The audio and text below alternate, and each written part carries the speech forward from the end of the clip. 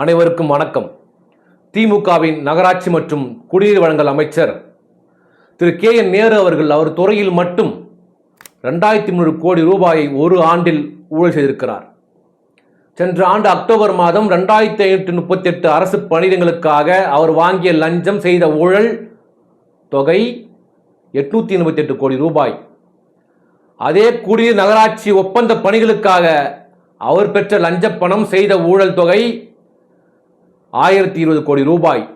இந்த ஆண்டு ஜனவரி மாதம் பணியிட மாற்றங்களுக்காக அவர் வாங்கிய லஞ்சம் ஊழல் பணம் 365 கோடியே 87 லட்சம் ரூபாய்.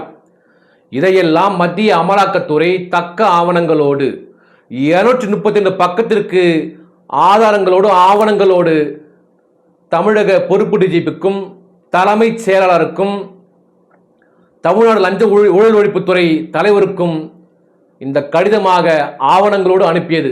ஆனால் இந்த திமுக ஆட்சி எந்த விதமான நடவடிக்கையும் திமுகவின் அமைச்சர் KN நேரு மீது எடுக்கவில்லை.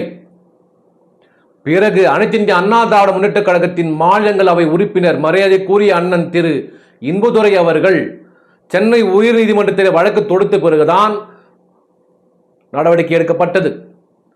உயர்நீதிமன்றம் உத்தரவிட்ட பிறகுதான் முதல் தகவல் அறிக்கையே இந்த ஆட்சியில் பதிவு செய்தார்கள். ஆனால் முத்துவேல் திரு கருணாநிதி ஸ்டாலின் அவர்கள் 2021 அவர் கொடுத்த வாக்குறுதியின் 18 படி என்ன தெரியுமா?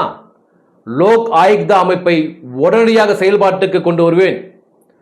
உடனடியாக லஞ்சம் பெற்ற ஊழல் புரிந்த அமைச்சர்கள், சட்டமன்ற உறுப்பினர்கள், பொது ஊழியர்கள் எல்லோரும் மீதும் நடவடிக்கை எடுத்து தண்டிக்கப்படுவார்கள் என்று இவர்கள் திமுக கொடுத்த வாக்குறுதியையே நிறைவேற்றாத கட்சி திமுக தான். ஏனென்றால் ஊழல் திளைத்த கட்சி திமுக. திமுகவில் KN நேரு மட்டும் ஊழல் புரியவில்லை, அதில் இருக்கிற அத்துணை அமைச்சர்களும் ஊழல் புரிந்திருக்கிறார்கள். ஊழலில் PhD முடித்த கட்சி திமுக. நன்றி.